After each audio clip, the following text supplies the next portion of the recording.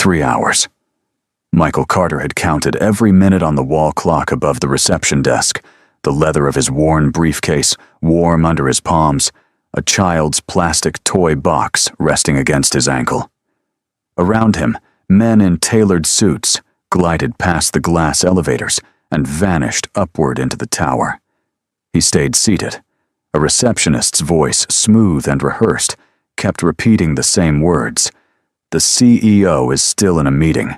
Just a few more minutes, sir." She glanced at his scuffed shoes, his off-the-rack jacket, and looked away. Upstairs, Allison Harper had already decided exactly who this man was.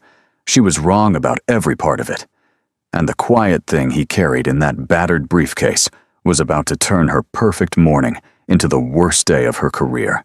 The rain had started before dawn, and by the time Michael Carter pulled his sedan up to the curb outside Lincoln Elementary, the wipers were losing the fight against it. Sophie sat in the back, 8 years old, and entirely unbothered by the weather, her backpack already half open across her lap. "You promised," she said, leaning forward between the seats. 3 o'clock. Not 3:30, not 4. 3 o'clock. Michael agreed, twisting around to check the strap of her bag. Her hair was uneven where he'd tried to braid it that morning, one side tighter than the other, and she hadn't complained once. That was the thing about Sophie. She forgave the small failures and held him to the big promises. She dug into her pocket and pulled out a square of folded paper, pressing it into his hand. "Lucky charm," she said. "I drew it. Put it in your pocket so the meeting goes good." He looked at the crayon drawing a lopsided sun, a stick figure in a tie, a smaller figure holding its hand, and folded it carefully into the inside pocket of his jacket over his chest. "Right here," he said. "Won't lose it." She kissed his cheek and bolted into the rain, and he watched until the school doors swallowed her. Then he sat for a moment longer than he needed, to the engine ticking, before he pointed the car toward downtown Chicago and the glass tower where Harper and Blythe Capital kept its offices. He had dressed simply that morning. There hadn't been time for anything else. Lunch packed, Braid attempted permission slip signed, and the gray jacket and unpolished shoes were what came to hand. It didn't trouble him. The men he respected most had never once asked him about his tailor. He'd built Carter Strategic Holdings on a single belief learned the hard way in the years after his wife died, and left him with an infant and a grief he couldn't name. You learned everything you needed to know about a person by watching how they treated someone who could do nothing for them. Today he intended to learn that about Harper and Blythe. The lobby was all polished stone and cold light, and the woman at the reception desk took one look at him and arranged her face into the particular smile reserved for people who had wandered into the wrong building. He gave his name. He mentioned the appointment. She typed something, frowned, and asked him to take a seat. He took a seat. The chair was low, and the briefcase sat heavy on his lap. And across the lobby, the glass elevators rose and fell, carrying men in suits that cost more than the car he'd parked outside. He watched a pair of them sweep in out of the rain, shake the water from their coats, and get waved straight through. No waiting. No frown. The receptionist practically rose from her chair to greet them. His phone buzzed.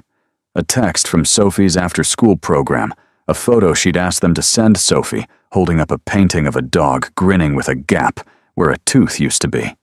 He smiled at it and typed back a row of stars. 20 minutes became an hour. An hour became 2. Each time he approached the desk, the answer arrived smooth and unhurried. "The CEO is still in a meeting. She's running just a bit behind. We have a priority client upstairs if you could be patient." He sat back down each time. He answered Sophie's messages. "When are you coming?" "Soon." "How soon?" "Soon, sweetheart. I promise."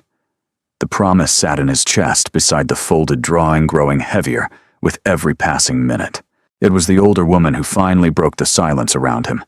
She came from somewhere behind the desk with a paper cup of water and set it on the small table beside him, lowering her voice as if she were doing something against the rules. "I'm sorry about the wait," she said. Her badge read Linda. It isn't right the way they do it sometimes. I've worked this floor 11 years. I've seen who gets sent up and who gets left down here. And there's a pattern to it I've never liked. Michael looked at her. Really looked the way he looked at everyone the rest of this building had decided not to. "Thank you, Linda," he said. "That's the kindest thing anyone said to me all morning." She gave him a small, tired smile and went back to her post.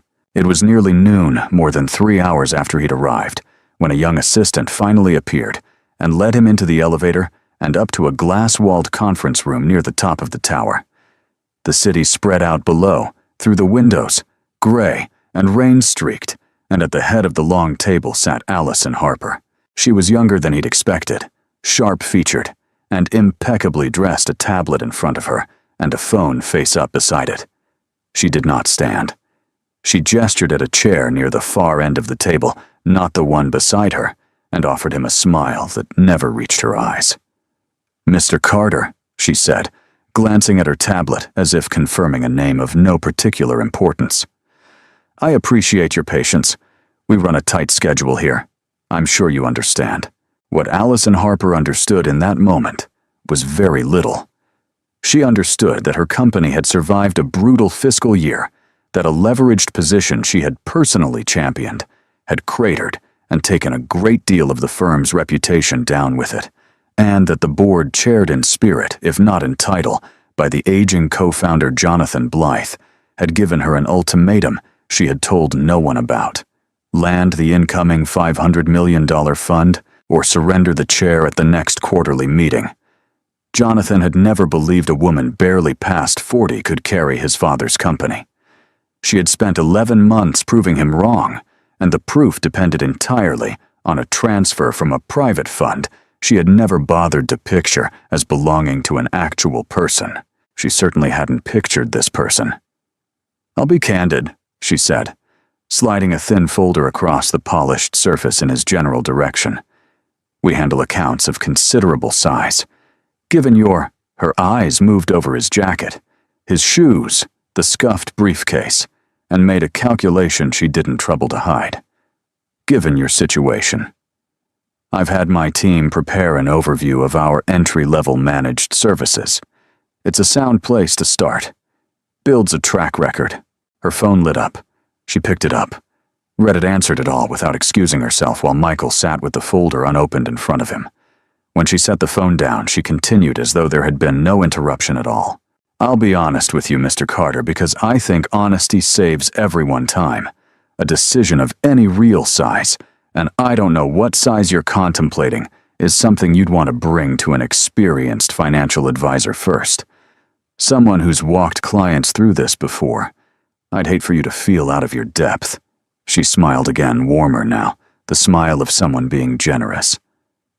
"We have platinum-tier clients who've been with this firm for 30 years. Real institutional weight. That's the company you'd be keeping. So I want to make sure you're comfortable before we talk about anything ambitious." Michael let her finish.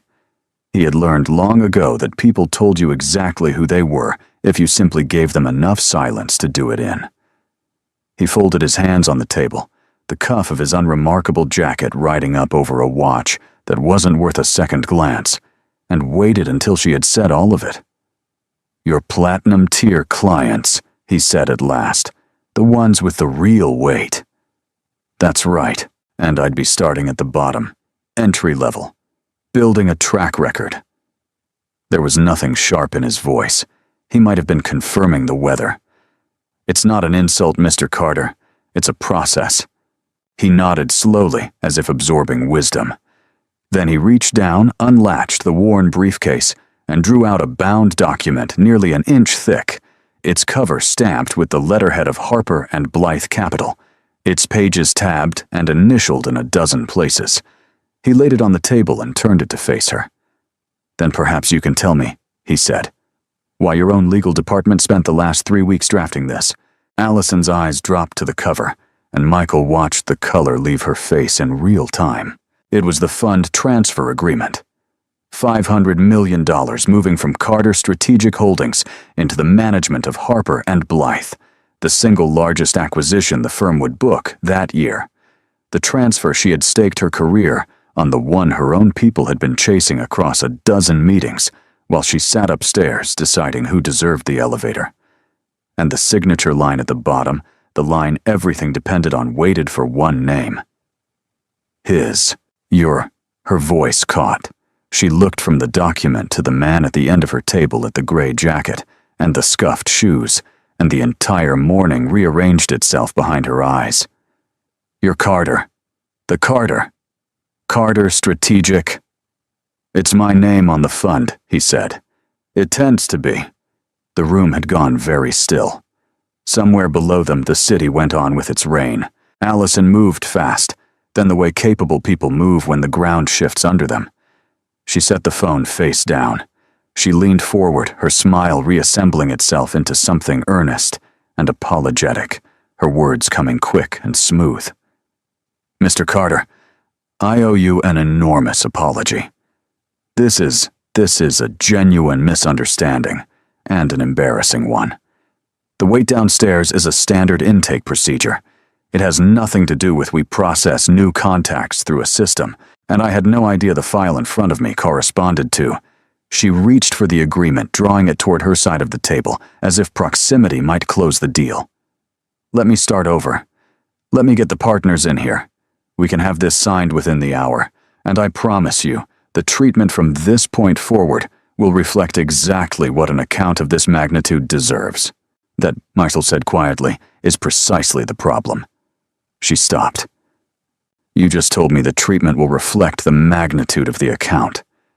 He stood unhurried and buttoned the gray jacket that had told her everything she thought she needed to know. 3 hours ago, when you believed I was a man in cheap shoes with nothing to offer you, that told me how this firm treats people it has decided are beneath it. The 500 million didn't change who you are, Ms. Harper. It only changed what you think I'm worth. He picked up the briefcase. I'm not interested in being respected for my balance sheet. I was looking for somewhere that respected people before they knew the balance sheet. This isn't it. Mr. Carter. She was on her feet now too, the agreement clutched in one hand. If you walk out of this room, I want you to understand exactly what you're walking away from, for both of us. He met her eyes, and for the first time, something flickered there. That wasn't anger or pride. It was the cold arithmetic of a person calculating a fall. I understand it better than you do, he said, and he walked out. The glass door swung shut behind him. He rode the elevator down through the tower, past the floors that had sent men up, while they left him sitting, and crossed the cold stone lobby toward the rain. At the desk, Linda looked up, and whatever she read in his face made her own go quietly, knowing. He stopped beside her. 11 years, he said. You said you've watched who gets sent up and who gets left waiting.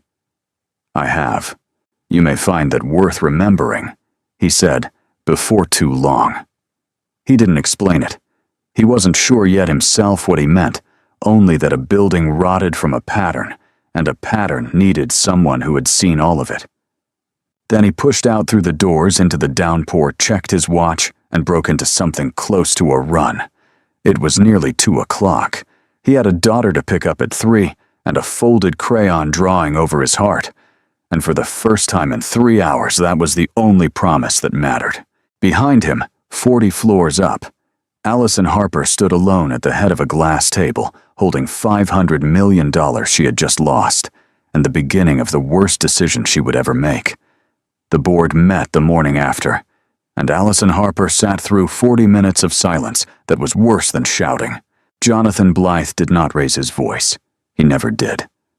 He sat at the far end of the table where her father had once sat, his hands folded over a cane he didn't strictly need, and let the others ask the questions, while he watched her with the flat patience of a man who had expected exactly this. The Carter Fund was gone, the largest acquisition of the year, the one she had promised them in language she now wished she could take back, had walked out of a glass conference room, because in here, a board member read aloud from a note someone had taken. The prospective client felt mistreated during intake. Mistreated, Jonathan repeated. It was the only word he said for a long while. Allison should have told them the truth then. The truth was small and survivable. She had misjudged a man. She had been arrogant. She would repair it. But the chair beneath her felt suddenly temporary, and the ultimatum he had given her in private hung in the room like smoke. And so she did the thing that would unmake her. She defended herself. With respect, she said, I don't believe the firm should bend its entire reputation around the wounded feelings of one investor. Carter Strategic is run by a man who made a $500 million decision on the basis of how long he sat in a lobby. That isn't institutional discipline. That's a temperament. And I'd argue we dodged a partner who'd pull his money the moment he felt slighted. She gathered herself, gaining momentum the way she always did when she was frightened. I'll have it repaired within the quarter. I'll bring back something stronger. Jonathan looked at her for a moment that went on too long. See that you do, he said, and reached for his cane, and the meeting was over. She told herself she had bought time. What she had actually done was commit in front of 9 witnesses to a version of events in which Michael Carter was the unstable one, and now she had to make the rest of the world believe it or be exposed as the woman who'd lost $500 million to her own contempt. So she began to make calls. They were careful calls, the kind that left no fingerprints. She caught old contacts at industry lunches and over drinks, and she never said anything so crude as a lie. She worried aloud. She wondered between sips whether anyone else had noticed how emotional Carter had become lately, how a man running a fund that size could afford to make decisions on feeling rather than fundamentals. She mentioned with a sympathy that fooled no one and convinced everyone how hard it must be, raising a child alone and steering billions at the same time. Something had to give, didn't it? She only hoped it wasn't his investors' money. The words traveled the way she knew they would. Within 10 days, 2 of Carter Strategic's longtime partners postponed scheduled meetings with vague apologies. A fund manager who had taken Michael's calls for 6 years stopped returning them. The whisper moved through the financial district faster than any press release. Carter was erratic. Carter was distracted. Carter was a single father in over his head. Michael felt the cold front move in before he understood its source. He noticed it first in the small things. A partner's clipped email, a lunch quietly rescheduled, a tone on the phone that hadn't been there a month ago. He sat in his modest office one evening, Sophie's homework spread across the other half of his desk, while she worked beside him and ran the pattern in his head, the way he ran everything slowly, completely, without flinching. It was Rebecca Collins who named it. His attorney for the better part of a decade, she had a way of saying hard things plainly, and she said this one over a speakerphone, while he helped Sophie with long division. It's Harper, Rebecca said. I've heard her name in 3 different rooms this week, always near yours, always with that same little frown attached. She's not coming at you with a lawsuit. She's coming at your reputation. And she picked the one angle that's hardest to fight, because you can't disprove a feeling. She's telling people you're emotional. She's telling them you're stretched thin because of your daughter. Michael's hand stilled over the page. Sophie glanced up at him, and he gave her a small nod and went back to the problem. Let her say it, he said quietly into the phone. Michael? Let her say it, he said again. People who matter will know it's not true. The rest were never going to matter. He believed that then. He would stop believing it soon. What he did not yet know was that Allison had already moved past whispers. She had gone looking for something with teeth, and her lawyers had found it. For 2 years, Michael had been pursuing the acquisition of National Freight, a regional shipping company with 9,000 employees, a fleet of aging trucks, and a balance sheet that needed exactly the kind of patient capital he specialized in. The deal had been structured carefully, and a substantial portion of the fund's $200 million sat in escrow, waiting on a final round of regulatory clearance before release. It was a clean arrangement, the kind he'd done a dozen times, except for one detail he had never had cause to think twice about. The escrow account was held and administered by Harper and Blythe Capital. The relationship predated the disaster in the conference room by more than a year. It had been arranged by the firm's institutional services division long before Allison had ever heard Michael's name, back when the two companies were nothing to each other, but a routine line of business. Allison found it the way a drowning person finds a rope. She had her legal team comb the escrow agreement line by line, and buried in the release conditions they found a clause ambiguous, poorly drafted, the kind of language that meant nothing until someone decided to make it mean something. It referenced satisfactory confirmation of the acquiring party's financial standing before disbursement. It had been intended as boilerplate. In the hands of a determined attorney, it became a door. She did not act outside the law. That was what made it so dangerous.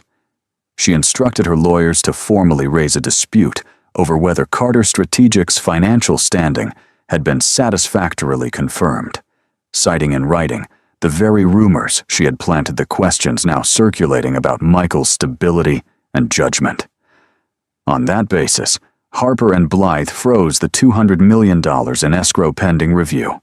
It was elegant, and it was vicious. She had not stolen anything.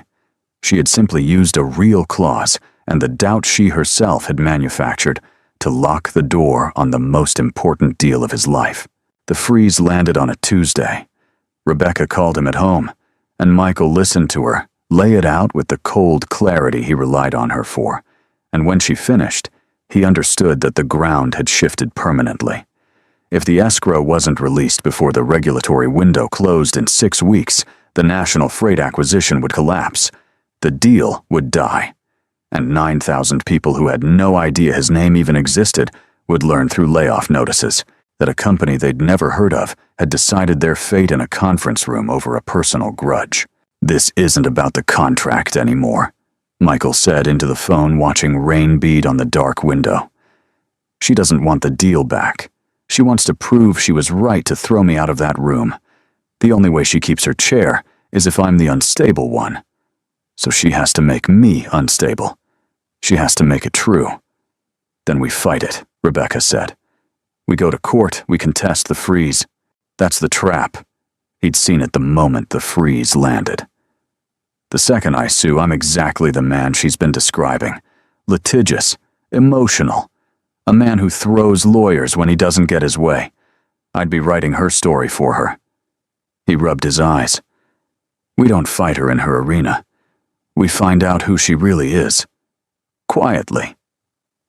So Rebecca began to dig, and what she found was a pattern with a long history. Harper and Blythe had a reputation in the right rooms, but in the wrong rooms, among the clients who'd been turned away, the small accounts shown the door, the people whose money wasn't quite old enough. There was a different story. Rebecca found former clients who'd been humiliated in subtle, deniable ways, made to feel they didn't belong, then quietly let go. She found at least 2 instances where complaints had been smoothed over with settlements and non-disclosure agreements, the kind of thing a firm buries and forgets. The contempt Michael had felt in that conference room wasn't a single bad morning. It was the culture. It had a paper trail if you knew where to look, and then Rebecca found the thing that mattered most. "The escrow freeze," she said. Allison authorized it herself. She used the firm's legal team, she invoked the dispute clause, she pulled the trigger, and there's no record she ever cleared it with Jonathan Blythe. Her voice sharpened. "Michael, in a firm structured like theirs, an action that size against a counterparty is supposed to go through the co-founder. He holds an absolute veto. She went around him. She exceeded her authority, and she violated their own governance rules to do it, because she couldn't risk him asking why she was picking a war with the man she'd just lost." Michael sat with that for a long while. He understood now the shape of the choice in front of him. He could fight Allison in the open, escalate the war, drag it through courts and headlines, and lose because that was the ground she'd chosen. Or he could go to the one man who could undo all of it from the inside, the co-founder she had betrayed, without his knowing, and let the rot in Harper and Blythe consume the person who'd spread it. He chose the second path. Rebecca made discreet contact with Jonathan Blythe's office, and for a moment it looked as if there might be a faster way through. The co-founder's people acknowledged the inquiry and said someone would review whether the escrow action had followed the proper channels. It was thin and it was slow, but it was a crack of light, and Michael let himself believe for one evening that it was nearly over. Then the article appeared. It ran in a financial publication that mattered, the kind that landed on every desk in the district before 9 in the morning, and it never once accused him of anything. That was its genius. It was a long, sympathetic, devastating profile of the reclusive Michael Carter, and it wondered gently, reasonably, in the voice of a friend, whether one man could truly carry the weight of a $500 million fund, while also, as a devoted single father, carrying the weight of a child. It quoted unnamed sources close to the industry. It used words like emotional and overextended and increasingly difficult to reach. It painted a portrait of a good man, a sympathetic man, who was simply tragically not up to the job anymore. It was Allison's whispers said in type, dressed in concern impossible to sue. The damage was immediate. A strategic client of 9 years, an institution whose name carried real weight, announced it was suspending its partnership with Carter. Strategic, pending clarity. The calls Michael had stopped getting were replaced by calls he didn't want investors asking in carefully neutral voices whether everything was all right. Whether he was all right. And the crack of light at Jonathan Blythe's office closed as quickly as it had opened, with Michael's name suddenly wrapped in public doubt. No one inside Harper & Blythe wanted to be caught siding with an unstable investor against their own chief executive, and the quiet inquiry went nowhere. For the first time in his career, the thing he had built with patience and quiet competence was being dismantled, not by a failure of his work, but by the suggestion that his love for his daughter was a liability. He read the article twice at his kitchen table and felt something he hadn't felt since the early days after his wife died, the sense that the ground he stood on was not in fact solid, and that no amount of being right could make it so. He didn't hear Sophie come in. She was standing in the kitchen doorway in her pajamas, the tablet in her hands, and her face had the careful, frightened stillness of a child who has understood more of an overheard conversation than she was meant to. He had been on the phone with Rebecca an hour earlier, and he hadn't been as quiet as he'd thought. "Daddy," she said. Her voice was very small. "The people who are mad at you, the ones saying you're not good at your job." She looked down at the tablet, then back up at him. "Is it because of me? Because you have to take care of me so they think you can't do the other stuff?" The kitchen went silent around them. Michael crossed the room and knelt down so that his eyes were level with hers, and he took the tablet gently out of her hands and set it on the counter. Of everything Allison Harper had done, the weight, the contempt, the whispers, the freeze, the article, nothing had reached him. He had built himself to absorb all of it. But this reached him. She had found the one place he could be hurt, and she didn't even know it existed. His daughter, 8 years old, was standing in her own kitchen, wondering if she was the reason the world was calling her father a failure. "Look at me," he said, and his voice was steady because he made it steady. "You are not the reason for anything except the good things. Do you understand me? Some people think that taking care of someone you love makes you weak. They've got it exactly backwards. It's the strongest thing a person can do." He tucked a strand of her uneven hair behind her ear. "And I'm going to show them that. Not by yelling. Not by being the angry man they're pretending I am. I'm going to show them the truth, and the truth is going to do all the work. Promise," she whispered. He thought of the crayon drawing still folded in his jacket pocket, the lucky charm she'd given him on the worst morning of his professional life. "I promise," he said. And kneeling there on the kitchen floor, Michael Carter stopped trying to wait the storm out. Allison had turned his daughter into a weapon to use against him. From this moment, he would stop defending and start moving. Not in her arena, not on her terms, but with the only thing he had ever truly trusted. The truth. and every person Harper and Blythe had ever decided was beneath them. Michael started where the rot started, with the people Harper and Blythe had thrown away. He did it the way he did everything, quietly, methodically, without a single press release. Rebecca built the list, and Michael made the calls himself because he had learned long ago that people who have been made to feel worthless can tell the difference between a man gathering ammunition and a man who actually wants to hear them. He drove to suburbs and walked into modest kitchens and sat across from former clients who had spent years assuming the humiliation had been theirs alone to carry. He listened. He let them talk until the talking turned into something steadier than anger. There was the retired school teacher who had inherited a little money and been steered into the worst products the firm offered, then dropped the moment a wealthier prospect appeared. There was the small business owner shown the door because his account, in the words of the advisor who closed it, wasn't a fit for the firm's profile. One by one, they agreed to put their names to sworn statements, not for a lawsuit. Michael was careful to explain, but for the truth, gathered in one place where it could finally be seen all at once. And then he went to Linda.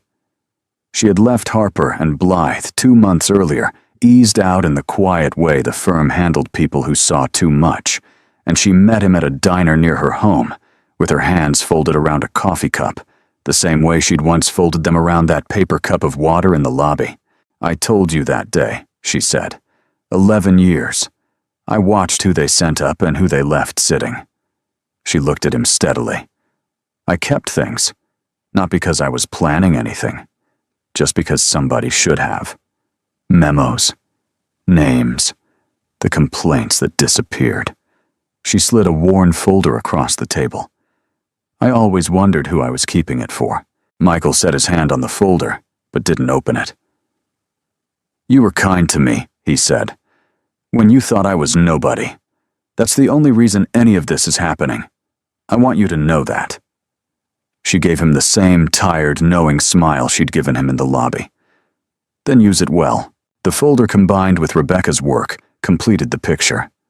The pattern of contempt now had documents and witnesses, and at the center of it sat the thing that mattered most, the proof that Allison had authorized the escrow freeze without Jonathan Blythe's approval, citing rumors she herself had originated, violating the firm's own governance to wage a private war that had now put 9,000 national freight jobs at risk. Rebecca wanted to file. Michael said no. "If we sue, it becomes my word against hers, dragged out for 2 years, and she gets to keep calling me the emotional one the whole way," he said. "We're not going to drag this through a courtroom.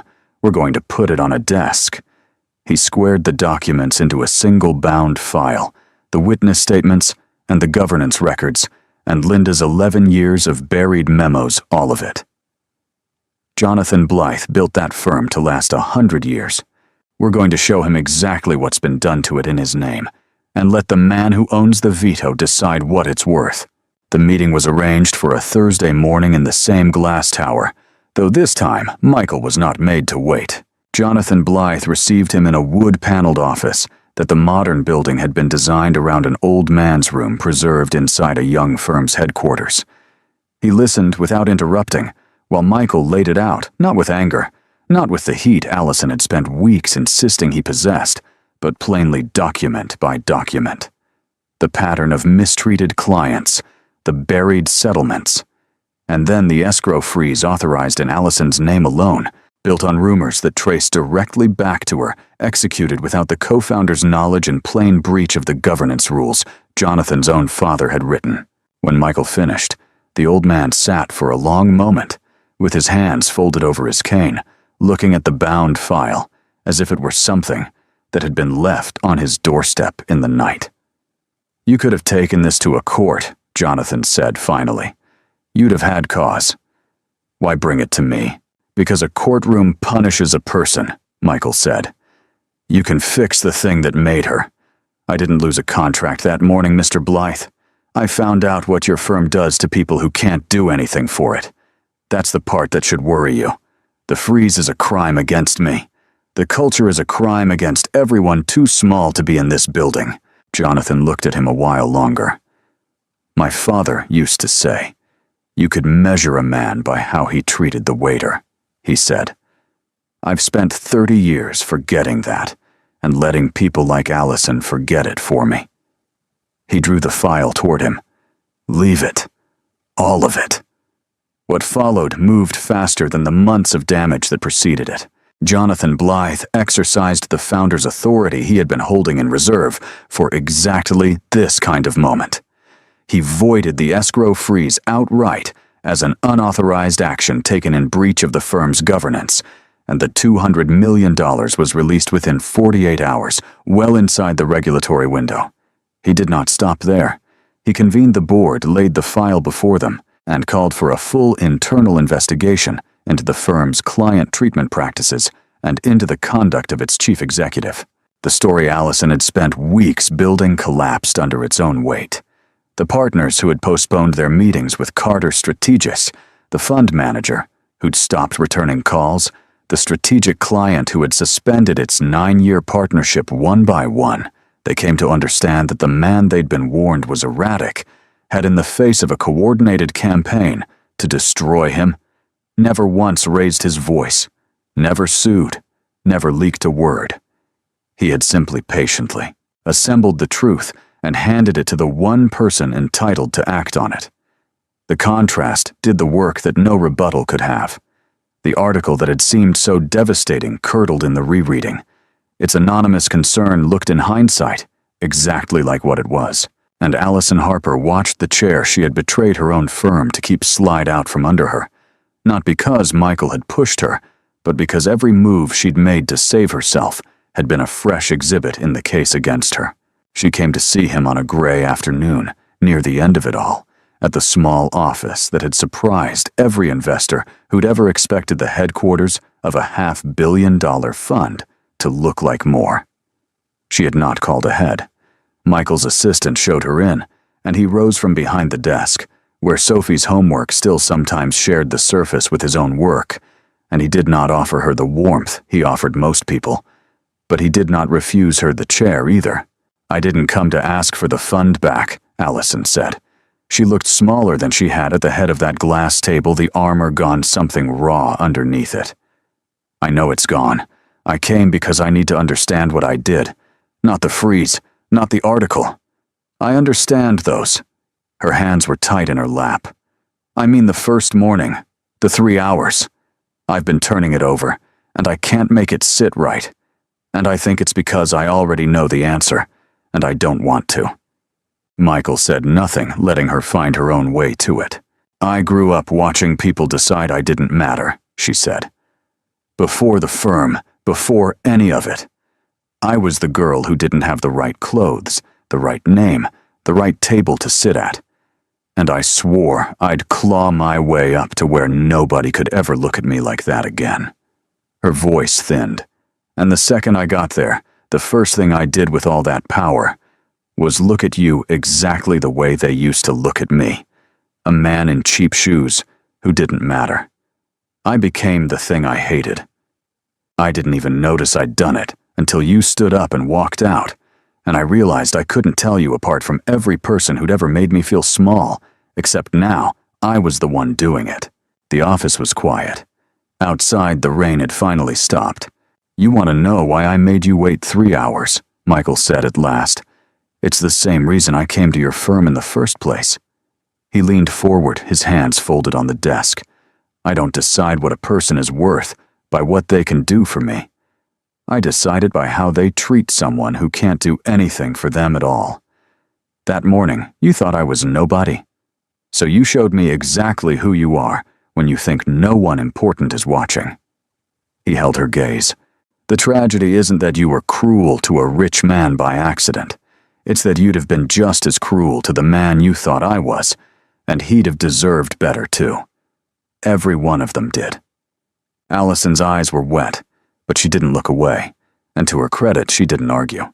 "I can't give you absolution," he said more gently. "I'm not the one you owe it to. There's a retired teacher, and a man who lost his business, and a woman named Linda, who kept 11 years of your firm's secrets, because she believed somebody someday would care. They're who you owe. He sat back. But I'll tell you this much because it's true. The fact that you came here, that you wanted to understand instead of explain, that's the first thing you've done in this whole story, that the woman I'd respect would do. Whether it becomes who you are is up to you. Nobody's going to hand you that. You'll have to build it the slow way. She stood finally, and at the door she stopped and turned back. For what it's worth, she said, the file you gave Jonathan, the clients, you could have buried me with it publicly, and you didn't. You gave it to him privately instead. Something that was almost a real smile crossed her face, sad and clear. You treated me better than I treated you, even at the end. That was never about you, Michael said. It's about who I want my daughter to think her father is. And then she was gone. He finished it the way he'd promised to finish it. The National Freight acquisition closed on schedule, the released escrow flowing exactly where it had always been meant to flow, and 9,000 people who would never know his name kept their jobs through a winter that could have ended very differently. Carter Strategic Holdings went on as it always had, quietly, patiently far from the cameras. The investors who'd wavered came back a little ashamed, and he let them, because grudges were heavy, and he had a daughter to carry instead. Harper and Blythe survived too, though changed. Jonathan Blythe stepped back into a more active role through the transition, and the internal investigation reshaped how the firm decided who deserved a seat at the table. Allison was gone from the chair by spring. What she did with the slow way Michael had described to her, no one in his world would hear for a long time, but she had stopped, at least becoming worse. That was its own kind of beginning. That evening, Michael Carter pulled his sedan up to the curb outside Lincoln Elementary, exactly as he had on the morning all of this began. The light was gold now, instead of gray, the rain long gone, and Sophie came barreling out through the doors, with her uneven braid, bouncing and her backpack half open the way she always did. She climbed into the back seat and leaned forward between the seats, the way she always did. "Did you win?" she asked. Michael reached into the inside pocket of his jacket and drew out a square of folded paper, a crayon sun, a stick figure in a tie, a smaller figure holding its hand, worn soft at the creases, now from weeks of being carried over his heart. He held it up so she could see he'd kept it.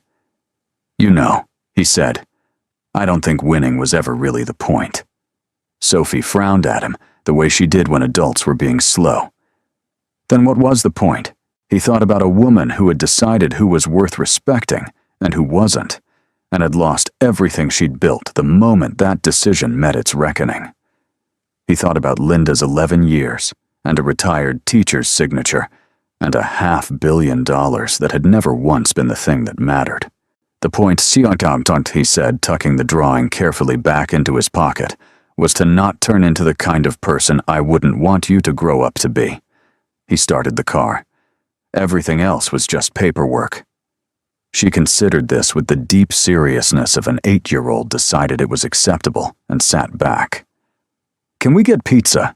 "We can absolutely get pizza," Michael said, and pulled away from the curb into the gold evening light, his daughter's lucky charm over his heart, and for the first time in a long time, nowhere in the world he'd rather be, and no one he'd rather be than exactly the man he was.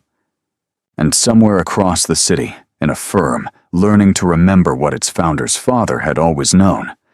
The lesson Michael Carter had never raised his voice to teach went on quietly doing its work, that the measure of a person was never the suit or the shoes or the size of the fund, but the way they treated someone they believed could do nothing for them at all.